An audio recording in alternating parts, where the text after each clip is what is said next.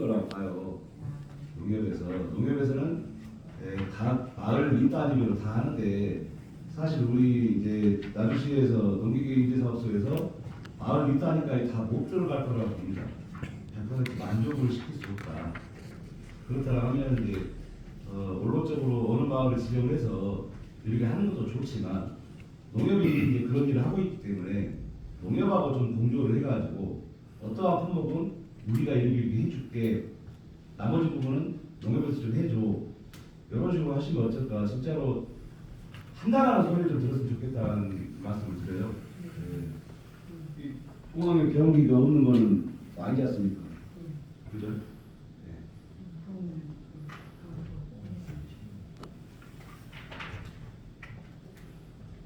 20페이지로 한번 넘어가겠습니다.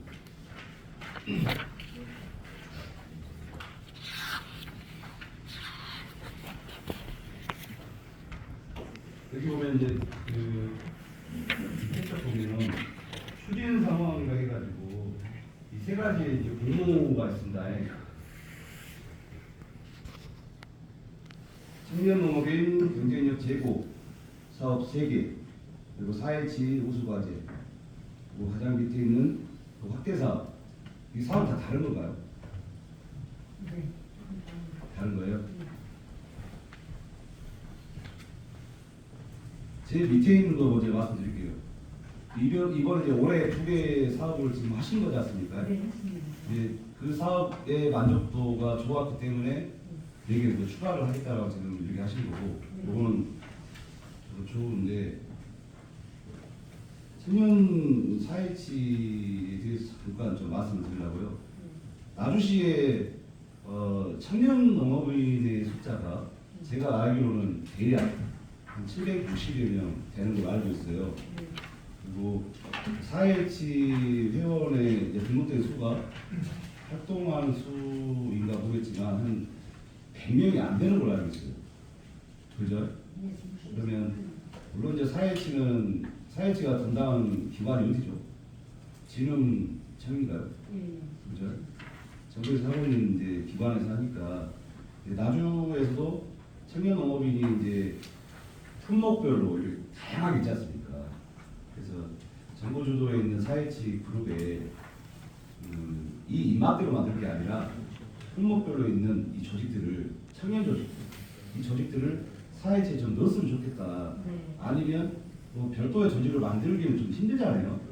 그래서 개인적으로 4H라는 조직을 좀 세분화를 시켜서 분과 형태로, 예를 들어서 이제 수조작 분과, 과수 분과, 그다음에 뭐 포괄 쪽으로 축산 분과, 이렇게 분과식으로 좀 만들면 좋지 않겠냐. 그래서 청년 4H 우수과제라는 그런 이제 처음에는 과제였죠. 잘했기 때문에 우수고요. 청년 4H 과제, 그리고 청년 농업인의 기준점이 4H로 좀 쏠렸으면 좋겠다. 60명의 기준점을 두고 청년의 과제물을 이행하는 게 아니고 700명, 1000명의 기준을 가지고 최소한 그렇게 하면 좋지 않겠냐. 그래서 말씀드렸어요. 네.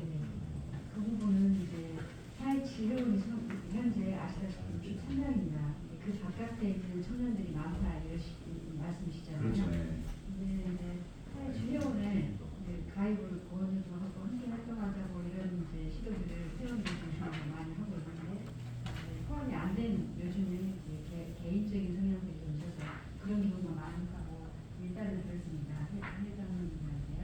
근데 지금 현재 그 외에도 우리 농업진흥과에서 관리하고 있는 청년 농업인 토개농, 학사농 등 아까 말씀하셨던 청창농 이런 부분까지 다 총 220명 등록이. 근데 그 방금 이제 말씀하셨네. 개인적인 성향이, 청년들이 개인적인 성향이 강할 수밖에 없어요. 나이 든 사람들도 아니고. 그 열정적으로 살아야지 청년이지. 뭐 하나도 따라합니까? 그렇지 않습니까? 그렇게 튕겨져 나간 뭐 죄송하지만 청년들, 그런 청년들을 잡아줘야 할 기관이 우리란 말이에요. 그냥 무턱대고 놔두고 야 너희들 하고 싶은 대로 해라 해놓고 너희들끼리 싸워서 마음에 안 드니까 나가 몇 명 안 남았네, 열심히 잘해보자 4H들아, 이게 아니란 말이에요. 그래서 그 튕겨 나간 애들이 왜 나가는가도 분석을 하셔야 되고, 700여 명 중에 100여 명밖에 안 남은 이유가 뭔지를 파악을 하셔서 그래서 그 말씀을 드리려고 합니다. 네. 사회치 회원 63명 외에요. 바깥의 가운데에 사회치 포함해서 총 220명을 저희 관리하고 있거든요. 다른 집단도.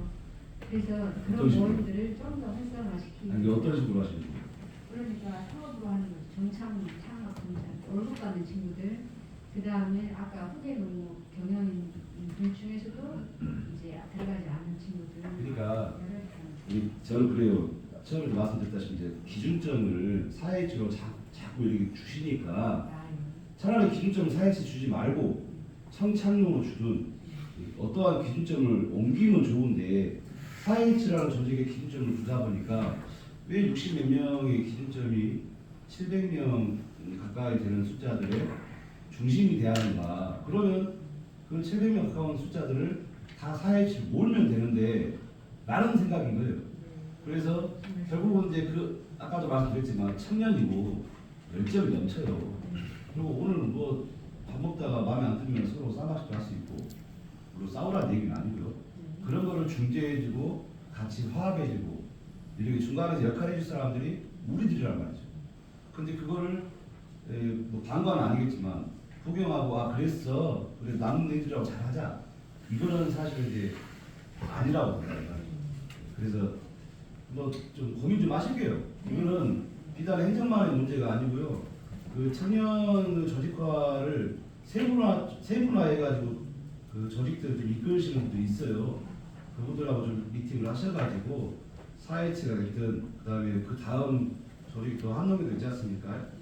뭐 여러 조직들을 같이 좀 분산되지 않게끔 뭉쳐보자. 그래야지 농업이 살고 그다음에 나중에 뭐 농업도 많고 과수도 많고 축산도 많지 않습니까? 모든 농업들이 같이 어울려 가지 않겠냐 그런 말씀을 드렸습니다. 네. 그리고 저 몇 회인지 모르겠는데 보다 보니까 얘기를 하다 보니까 청년 얘기를 좀 많이 하네요. 그 여성농업인 행복바우처가 있더라고요. 네. 여성농업인 행복바우처가 있는데 제가 알기로는 카드 형태로 나와가지고 20만 원의 자부담 뭐 10%인가요?